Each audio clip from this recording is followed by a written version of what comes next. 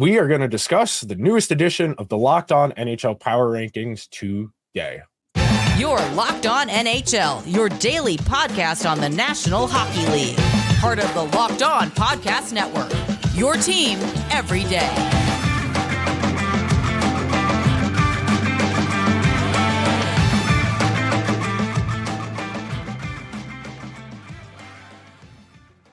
Hello, everyone, and welcome to this week's edition of the Locked On NHL Power Rankings. I am Nick Zararis, joined by Hunter Hodes. Thank you for making this your first listen of the day. Today's episode is brought to you by FanDuel. Make every moment more. Right now, new customers get $150 in bonus bets with any winning $5 moneyline bet. That's $150 if your team wins. Visit FanDuel.com/lockedon to get started. So, Hunter, for the first time this season, we've got the 1 through 32. We're getting a drop-down view of what every other host on the Locked On Network thinks of the NHL 1 through 32. The big thing that jumped out to me was just how heavily concentrated some of the best teams are. That, you know, of the top 10, 4 in the Atlantic, 3 in the Pacific. That's the bulk of your top 10. And then you've got Dallas and Colorado, who, you know, no surprises there. And then the Rangers, the one team in the Metro, in the top 10. And it just kind of surprised me because coming into the season, we all were kind of looking at the Atlantic, you know, as not being liable to take a step back. I mean, they had 4 teams make the playoffs last year. One team represented the East in the Cup final, but it just kind of felt like the Metro was going to be the team. You know, the Penguins made their big move and they added Erik Karlsson. The Hurricanes and Rangers made some tweaks. The Devils looked poised where we coming into the season, I would have assumed it would have been Devils, Carolina, Penguins, Rangers if you had told me one team had 4 teams in the top 10. Right. That you took the words right out of my mouth there, Nick. Excuse me. I thought, you know, when we would get these for the first time, 1 through 32, a lot of the top 10 or even the top 15, would be the top 3 or 4 of the Metro teams. But you've seen Carolina struggle to really get going this year. New Jersey has battled injuries quite a bit. I mean, you have the Devils at 16th right now. Carolina's just outside the top 10, but they still haven't been as good as I thought they would be. The Rangers, they've been obviously amazing. I did not think they would be this good to start the year. And Nick, I know you and a lot of other Rangers fans probably did not expect this either. But, you know, you have Boston, who, of course, has blown everyone's expectations away again. Vegas, LA. I think LA specifically, I knew they would be good. I didn't think they would be this good because I was a bit scared of their goaltending situation.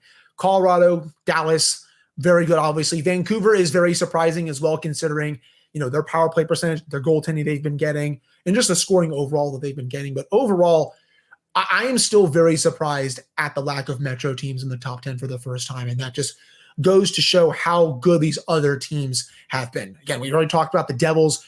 They've been really banged up so far this season. The Hurricanes, they haven't been playing Ron Brind'Amour style hockey yet. That hasn't come to fruition. It may into January, February, March, once the playoffs start to get a little closer. I think they're going to wake up a little bit. Rangers, as we've already talked about, are up there. But the Penguins, people like to say how it's some of their core players. It's not. They just have a bottom 6 that can't score. They have the worst power play, I think, in the Crosby-Malkin era, and they have a defenseman that they missed an eval on over the offseason. That's not Erik Karlsson, it's Ryan Graves. So when you have all those teams in the Metro struggle, you have the Islanders too. This is kind of what you get with the Metro, where you had all these expectations heading into the year, and they just haven't met because some of these teams just haven't played up to that level yet. And like these other divisions, you know, the Atlantic, we all knew. I mean, I thought Toronto was going to be in the running for the top seed. That hasn't come to fruition yet. I did not expect Boston to be up there. Florida, I expected to be very good. I had them as a top 3 team in the Atlantic. But, you know, who saw this coming, with the Atlantic being deeper and perhaps better than the Metro this season? Yeah, no, it's weird because typically speaking, the Atlantic has had the higher end team. The team that's, you know, pushed for the President's Trophy has typically come from that division because they've been able to beat up on the bottom half of that division the last couple of years, whether it be Buffalo, Montreal, Ottawa. That you get when you get to play those teams 5-6 times in a season, it's a lot easier to juice your point totals when you're getting that type of advantage. And in this case, it's a little bit different right now. And as you look through the power rankings, and if you're watching on YouTube, I have them over to my right. That's why I'm glancing away. Not to be rude, but you go into that middle grouping: Carolina, Arizona, Winnipeg, Washington, the Islanders, the Devils, the Blues, the Lightning, the Flyers, Penguins, Flames, Predators, Oilers. all the way through from 10 to 27, 28 even, we're not that far apart when you go and look at the actual standings points. Like, There's a lot of parity in there, I think, for this. Well, is it parity or are these teams not good? That's the age-old question. The NHL says there's a lot of parity, or does that mean there's just not a lot of good teams? I think there's an argument right now that there's just a lot of mediocre teams. One thing I wrote down, something I found interesting. 6 standing points separate 11th from 21st. So 6 standing points separate the Calgary Flames from the Carolina Hurricanes. And I went and looked at trying to find what stat is the best indicator of team success. And I don't think it's scoring chances, because we've got 5 teams in the top 10 of scoring chances that aren't in playoff spots right now: the Devils, the Oilers, the Flames, Penguins, Kraken, and Blue Jackets. It might not be expected goals, because there's 4 teams in there. That's the Oilers, the Devils, the Penguins, the Predators, and the Islanders. And it might not be high danger chances either, because Edmonton, Pittsburgh, the Islanders, Nashville, New Jersey. We might be a little too early in the season where we have enough data to kind of discern out who's actually good and who's not. But I think if you're a Penguins fan, an Oilers fan, a Devils fan, I think you can take those underlying results as either a sign that you're due for some positive regression and eventually you're going to start playing better, or B, you're in for the season from hell. It's really one of those two things, where every year, typically speaking, of the 16 teams that make the playoffs, about 3 or 4 that are up in the top 10 of those categories: goals, chances, expected goals, etc. There, about 4 of those 16 don't make the playoffs. Last year, Pittsburgh was one of those teams that had good numbers but didn't make the playoffs. It happens. But generally speaking, if you're in that top 12 to 10 of those statistical categories, more likely than not, you're a playoff team. So that's typically how I'm gauging the teams that are struggling right now. The teams like Pittsburgh, the Devils, that they clearly have talent, but something is not clicking for them all around. And it's funny you say that, Nick, because the same thing is happening right now with the Penguins. They're just a mediocre team that, yeah, you said it, they are top 5, top 10 in expected goals, actual goals, high danger chances, scoring chances, shot attempts, all that good stuff. And I will even put goaltending in there right now. If you look at their all situation save percentage, they have a 917 all situation save percentage from Tristan Jarry and Alex Nedeljkovic. Nobody saw that coming heading into this year. Yet, Nick, they are what now? 11-10-3 on the season, if I have that right. 11-11-3, excuse me, on the season. They have all these other issues, but yet they still should have the makings of a good team. You can throw the Oilers in there too. And yeah, they've been turning around a little bit ever since the coaching change. Connor McDavid has figured out that, yeah, he's still the best player in the world. I mean, he was before the coaching change, but he's obviously been good. But their numbers have started at least to turn around, but they still have a long way to go. The Devils have been banged up, but even their top players, when healthy this season, haven't been, I would say, as good. Timo Meier is an interesting conversation, because he's really struggled to get acclimated. Yes. Because he was good last year down the stretch run for them. He was making an impact. This year, he's been, I don't want to say a negative, because he's still a very talented hockey player, but it just hasn't worked for whatever reason. Right. No, I agree. And even, I know he wasn't doing as much in the playoffs for the Devils at the start, but he was still getting the chances, getting the shots. They just weren't going in the net. And that happens in hockey quite a bit. You'll ride the highs of your shooting percentage, and then you'll ride the lows of it too. This year, he's just struggling, I think, to put it all together overall. But yeah, it is funny when you bring up those top 12, top 16 teams that make the playoffs. And then when you look at some of the teams that missed that were probably a bit better than their record shows, it's funny seeing the results from, I guess, on a year-to-year basis overall. Because again, like I said, like the same thing is happening with the Penguins. And, everyone wants to send the coach out, which, I maybe wouldn't argue that right now, considering the Penguins aren't getting enough out of their, the bottom of their lineup. Sometimes a star struggle, but that just happens sometimes. And then for the Oilers, the way they started the season, it was so bad that they really have to keep playing catch up, to be honest. So, I mean, this race for the rest of the year, it's going to be really fascinating to see, if some of these teams that started slow and if they continue to start slow, like the Oilers, like the Penguins, like even the Devils right now, for example, can they fully get back into the race, into playoff spots by the end of the year with underlyings that are pretty solid? We will continue this conversation. We're going to transition a little bit more into goaltending next. I know we come to sports to escape from some of the crazy realities of real life, but can we just talk a minute about preparing for real life? According to the FDA, pharmacies are running out of antibiotics like amoxicillin right in the middle of the worst flu season in over a decade. This is scary. I can't imagine a more helpless feeling than if a loved one got sick while a supply chain issue kept them from getting medical attention they needed. Thankfully, we'll be okay because of Jase Medical. The Jase case is a pack of 5 different antibiotics to treat a long list of bacterial illnesses, including UTIs, respiratory infections, sinusitis, skin infections, and many others. This stuff can happen to anyone. Visit jasemedical.com and complete your physician encounter. It will be reviewed by a board-certified physician, and your medications will be dispensed by a licensed pharmacy at a fraction of the regular cost. It has never been more important to be prepared than today. Go to jasemedical.com and use offer code LOCKEDON to get $20 off your order. And welcome back to this episode of the Locked On NHL Power Rankings. We are discussing the first edition where we have all 32 teams ranked 1 through 32. One, I don't want to say topic, but the big conversation we have every offseason, what we can do about understanding goaltending, because for the most part, it is so situation dependent and so difficult to kind of understand who's actually good at the position. I mean, frankly speaking, if you don't have one of Shesterkin, Sorokin, UC Saros, Andrei Vasilevsky, Connor Hellebuck, I mean, if you want to throw Jake Ottinger in there, sure. But, we're talking about 7-8 guys at a position of 32. And, you still need backups on top of those 32 starters. There's not a lot of consistency. And the conversation is very reminiscent of what we have in the NFL, where there's 32 quarterbacks, but only about 8 are good and only 4 or 5 are elite. It's really hard when you don't have one of those elite guys to be competitive. So a lot of teams are they're beholden to who they can get on the goalie carousel. When we were talking before about divisions and, who's been a little surprising, you mentioned LA. I mean, Kim Talbot looked done. He looked absolutely done last year in Ottawa, and he's, I want to say 7th or 8th in goals saved above expected. He's 8th in goals saved above expected.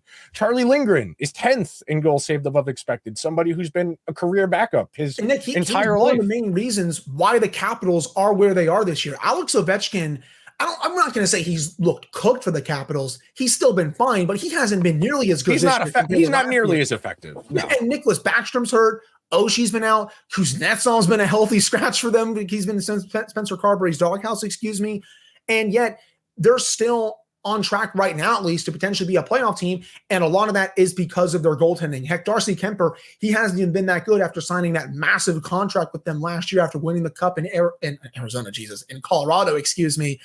It's been Lindgren. He's been amazing for the Capitals this year. Oh, absolutely. And this brings me to some of the things I pulled. So we talk about how the NHL is becoming more offensive centric. Well, the numbers support that as well. So right now, the league average save percentage is .899. 5 years ago, the season the St. Louis Blues won the Stanley Cup, league average goaltending in all situations was .905. So that tells you that 0.006 does not sound like a significant change. But when we're talking about hundreds of goals over the course of an entire season, that percentage is 40, 50, 60 goals over the course of an entire season. So that is significantly more. You're going to ask me, where's that offense coming from? Teams are getting about half of more power plays per game. Right now, teams are getting 3.3 power plays per game. 5 years ago, it was 2.9. Again, that doesn't sound like a big change. Half of a power play over the course of 5 years. That's probably one more power play every other game that teams are getting on average. So one more power play opportunity, and power play conversion rate is up as well, about 1%. So all of that tells you the environment is more conducive to offense, that it is going to be harder than ever to get just average goaltending, and that the standard of what average goaltending is going to decrease. I know we talked about this last week, that when you and I first started doing hockey content, that PDO was 91%, 910 save percentage, 9% shooting. Now it's 9%, excuse me. Now it's 90% save percentage, 10% shooting. We have seen about a 1% change over the course of the last 10 years. And that just goes to show you that the game is trending towards offense because the teams are getting more power plays opportunities. The average NHL player is better, frankly, than they were 10 years Absolutely. ago. And all of these environmental factors, and on top of all of that, the game is played at a faster pace. Because teams are going up and down more, there are just more total scoring chances overall, which means you're more likely to score. So all of this is working against teams that want to win with goaltending and with defense. And it's why it's so hard to get consistent goaltending on top of, the fact that it's so situational dependent. I mean, I've always been a firm believer that, especially for the team I cover, the Penguins, and a lot of contending teams out there, I feel like all you really need is at least just average goaltending, and you can go pretty far if you have a good team around that goalie, whether you're strong at forward, you have a deep defensive group. That's really, I think, all you need, excuse me. Now, could you obviously want a Vezina caliber goaltender? Absolutely. I would love to have one of those, but they're so few and far between that they're hard to get them, which is why outside, I think, of paying, 5, 6, 7 guys league wide, I wouldn't give another goalie a big contract. That's why I was against, for example, the Tristan Jarry contract for the Penguins this offseason. They gave him 5 years, almost $5.5 million. That's too much for someone who has had, good results at times, but a lot of just middling results. Now, this year, he has mostly been good, sprinkled in with a few meh starts, but I still don't really like the contract overall because it's for a long time and it's for a lot of money, and that can go down at any time just because this position is so, let's say it's voodoo. That's what it is. I feel like goaltending is voodoo in this league. And it's the same argument I kind of made with Darcy Kemper when the Capitals signed him, because he was fine for Colorado, but was he worth, $5 million for 5 years? Probably not, but that's what winning a Stanley Cup can get you, I think, in this league. When you look at the NHL now compared to 10, 12 years ago, there's a lot more skill. There has never been more talent in the league than there is right now, I think, in my opinion, with the amount of star players that are in the league, with the amount of really good depth players that are in the league compared to a decade ago, even 2013, there's a lot more skill in the league right now. And you're seeing why with the increase in offense. And, you're getting at least, as you said, half a power play more per game. The refs are calling a little bit more. That goes down maybe a little bit in the playoffs. But that said, with this discussion here, you still need good goaltending if you want to go on a deep run in the playoffs. You can get by at times with average, but overall, I feel like one of the biggest things you need, if not the biggest thing a team needs in the playoffs, a hot goalie. That can change everything for it. And we've seen it time after time over the last 10 years when a goalie gets hot and boom, that carries you to a series win or 2 or 3, or even, we just saw it last year, Nick. Sergei Bobrovsky, he was absolutely terrible in the regular season. He comes into the playoffs, plays his absolute tail off. But you also have some of the other great goalies. I'm not saying Sergei Bobrovsky is great. He just had a really good playoff, but you have the other side of the coin is you have great goalies like a Shesterkin, like a Sorokin, like a Vasilevsky, who can turn in really good regular seasons, and then they even turn it up another notch in the playoffs. That's what I also feel like a team needs if they want to have success. So it's part of it. And right now with the top teams in the league, for example, Boston, they have a combined team save percentage of .923. That's going to take you a lot of places. LA, their combined team save percentage is .914. Arizona is .911. Heck, who saw, for example, Connor Ingram coming with 12.2 goals saved above expected? That's second in the league this year for a goalie that, let's face it, did a casual fan really know who he was heading into this year? No, I don't think so. But he's been one of the best goalies in the league. You even go outside of that a little bit. Thatcher Demko has been amazing. We already touched Gus Swayman and Lindgren. Jordan Binnington has turned back the clock. He's sixth in goals saved above expected with 10. Who saw that coming after the year he had last year and after the contract he signed? This can change on a fly, but with goaltending, it can mask a lot of your team's problems, but it can also really set you foundationally for success for a whole season and into the playoffs. Absolutely. And one last thing on this topic before we move on, it's exactly the same language as when we're talking about quarterbacks. I mean, do you really want to pay Derek Carr $38 million a year. No. That's the football equivalent of giving, Darcy Kemper $5-6 million. Teams would rather have that like middle of the pack, mediocre, average game manager quarterback or slightly above average goalie than rolling the dice on somebody like, a PJ Walker, or I'm trying to think who's like the lowest average goalie I could think of. Someone like Philip Gustafson, who has shown you a flash or two in the past, but do you really want to pay more based on what could be as opposed to what you're going to get? That's really that's the conundrum that a lot of these. It's also why I didn't support what Ottawa did when they signed Jonas Corposalo to that massive contract over the offseason. Yeah. I mean, sure, he was fine with LA, but did you really think that was probably going to translate over to a team that's not as good defensively? And Ottawa has a lot of problems, let's be real, but I just wasn't a fan of that contract. I thought it was just too many years and too much term for someone who has had also middling results throughout his career. But keep going. Sorry. No, you're fine. You're fine. But we are going to take a quick break because we have got to talk about FanDuel. As the weather gets colder, the playoff race is getting hot. We've got the Steelers in primetime tonight, which is terrible. But right now, new customers can get $150 in bonus bets with any winning $5 money line bet. That's $150 if your team wins. If you've been thinking about joining FanDuel, there is no better time to get in on the action. The app is so easy to use. There's a wide range of betting options, including spreads, player props, over-unders, and more. So visit FanDuel.com/lockedon and kick off the NFL season. FanDuel, official partner of the NFL.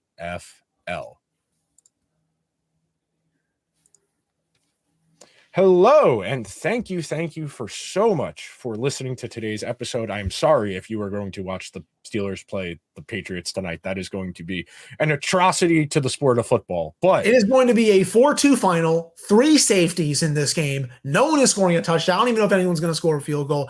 I don't want to watch Mitch Trubisky throw 2 picks to the Patriots defense, and also don't want to watch Bailey Zapp throw probably the same amount of picks and probably for 50 yards. This is going to be a joke of a game, and I hope there is a driving rainstorm and 55-mile-an-hour winds. I want a 0-0 tie. It'll be cold here tonight, that's for sure, in this wonderful city. But the brand of football that you will see tonight is going to be bad. I feel awful for anyone that is going to this game. Oh, it's disgusting. It's a disgusting time of year for the NFL. But one of the topics we really try to understand and analyze. We really try and understand who's actually good and who's kind of making it up. The person who goes to lecture once a month and turns in the homework every now and then. We're trying to see who in the NHL is that guy, who is actually good versus who's making it up as they go along. And we're just getting to the point now where we have enough data to kind of get a good glean on that, to kind of understand who's actually good and who's not. Like, if you pulled my arm and you said, are the Oilers actually good? I would tell you their record would say no, and their defense is awful. But I still think the Oilers are going to end up being a playoff team just because they have too much talent and the underlying results are too good. Then you ask me, do you think the Flyers are actually good? And it's the complete inverse.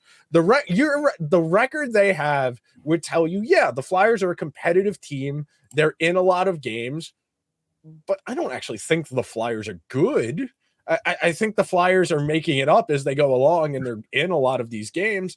That's really the conversation we have to have at this time of year, where we're not quite at the cutoff point yet. Like, if you're anywhere between 12 and like 27, you're still in the mix. Like right. If you pull up, I'll pull the power rankings back up again real quick. If you're even the Wild or the Kraken, hell, even the Ducks, you're not really that far out of it. Your record, you're not that far out of it, is what I'm saying. You don't need that much to go right to get right back into the mix. I'm not saying to make the playoffs, but to be back in the conversation where you get to be in the graphic where you're in the cutoff. You're not out of it yet. There's only like 3 teams that are entirely out of it at this point in the season. They got to go on like a nice long winning streak. They started out the season really hot. They were a nice surprise to the season, but they've lost 9 of their last 10 games. They're 10-15 overall. They're going to have to really climb back into this overall. But your point does still stand. You look at that graphic here with the power rankings. I mean, the Oilers have shot up like a cannon. They've won 5 in a row. And Nick, They're 2 points out of fourth in their division behind the Flames. That's all it can take, a 5-game winning streak. That's all it can take to really get back in the race. If they win their next game, they crushed Carolina before we recorded this. They'll be tied for fourth in the Pacific, and they might make the playoffs even after they had a disaster of a season. The cutoff point to me is usually around New Year's. That's how I feel like I've always seen it. I've seen coaches fired in mid-December or even honestly after the new year, and teams have gone on to go on runs. December is usually more likely. After New Year's, it's not as likely, but you still have seen it at least a couple of times over the last 10 years. But this is still usually the time where you want to start getting back into the race, playing yourself into a playoff spot, and then staying in a playoff spot for a while. You even look at the Metropolitan Division, for example, Nick, with how close this is.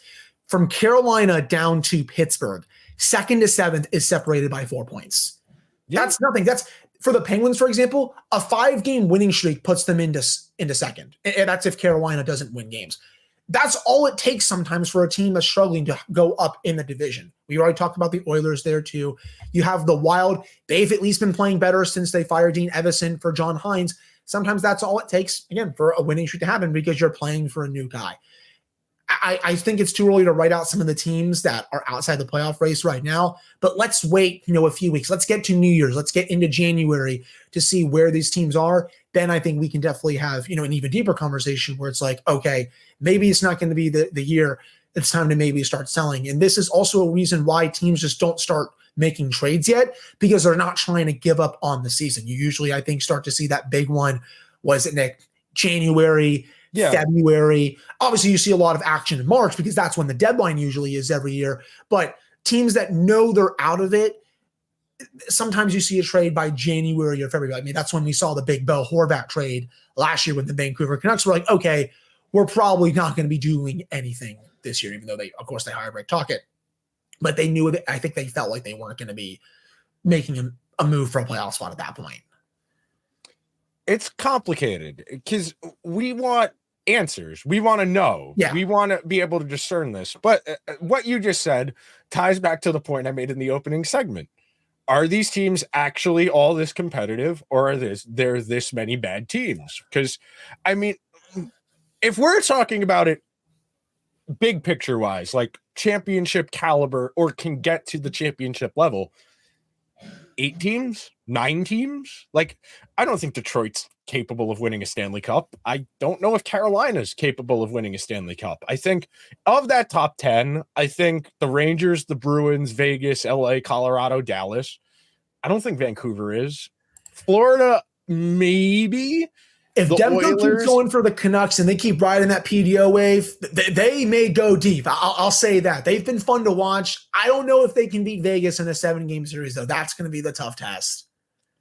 And see, this is what we get into of how do we determine who's actually good and who's kind of getting, I'm not going to say lucky, because you do have to go out and actually still win. Right. It's one thing to get good bounces, but you still have to put them in the net. You still have to beat the teams you're playing. That's why I don't begrudge the teams riding the PDO high, because it does require you to be good at some point. If a team gets lucky over and over and over and over and over again, they're just good. You can have a good team. To be a good team, to be an elite team, it requires a level of luck. But good teams can make their own luck by getting good process over and over and over again. That's really the cutoff point in this conversation in my mind. Is I think it's one thing to say this team is getting the benefit of the luck from PDO, but how are they getting it? Do they have one of the elite goalies? Do they have a Shesterkin? Or do they have 5 or 6 guys who can shoot, 13, 14, 15%? That's really so when we talk about PDO, there's more levels to it than just the team wide. Because you got to think, how are they getting that number? It's not just they have a number. Well, what are they doing to get it? Do they have a crazy team shooting percentage? Yes. Okay. Is this the case like Ryan Hartman scoring 35 goals 2 years ago out of nowhere? Or is this the case of, Nikita Kucherov going from 12% to 14%? An elite player having a better season than they've had the last couple of years. That's what makes this conversation interesting. Right. And just speaking about a Canucks perspective, I mean, Brock Besser, I felt like he couldn't do anything right last year. 18 goals, 30 points in 26 games. You have JT Miller. He's all on a massive contract. 14 goals, 39 points in 26 games. Quinn Hughes has played like the best defenseman on the planet. In my opinion, should be the favorite for the Norris right now. He has 9 goals and 36 points. Elias Pettersson, 10 goals, 34 points, 26 games. Their star players are playing like their star players, and especially in Besser's case, and that's part of the reason why the Canucks are where they are right now. Now, I don't know if they can win the Stanley Cup this year, but they're playing at least well enough to be in that conversation. You discussed Florida, Detroit. I think they can make the playoffs, but how deep can they go? I'm still not fully sure. The Maple Leafs are still figuring some things out as well. You go down that list a little bit. I mean, Carolina, if they wake up and maybe add another score at the trade deadline, I think they could, but I don't think they have that true game-breaking player yet. I mean, Aho is great.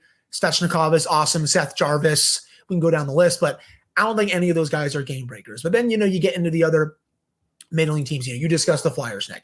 They use the term rebuild entering the season. Now, I don't think any of us or anyone out there expected the Flyers to actually be competitive like this season, but this is the perfect John Tortorella team that he can get the most out of. Is it a bit boring hockey? Sure, but it's winning them games. Now, I don't think that's going to be the case for later on this season. They may be into February, March, when they're probably a bit out of it, but they're at least giving their fans something to cheer about. Now, you have some other teams in the mix there that I think are playing a bit better than expected too. Arizona, they could make the playoffs this year. I mean, they've getting great goaltending. Their star players are playing well, and their depth players are playing good too. It's actually nice seeing Arizona be competitive for once, honestly, just because we all know what that franchise has gone through for quite a long time. We've already discussed Washington, Winnipeg, they're getting results. I don't think that's been talked about enough because I wasn't really high on Winnipeg heading this year, but I don't think they're a cup contender or anything. I think they can maybe win around, but teams, in terms of teams that I think can win the cup and are, I guess, favorites, Rangers, the Bruins, Vegas for back-to-back, Colorado, Dallas, LA, and I would probably put Florida in there too. If they can get the goaltending they got last year, and if Kachuk can play like Superman, plus they get contributions from obviously Barkov and all those guys, I think they can make another run to the cup as well. But I would put those 7 to 8 teams as my favorites right now. Everyone else, we will have to see, I think, as the season goes on. And that'll do it for this week's edition of the Locked On NHL Power Rankings. Make sure you are subscribed wherever you get your podcasts or over on YouTube. We will talk to you guys next week. See you guys then.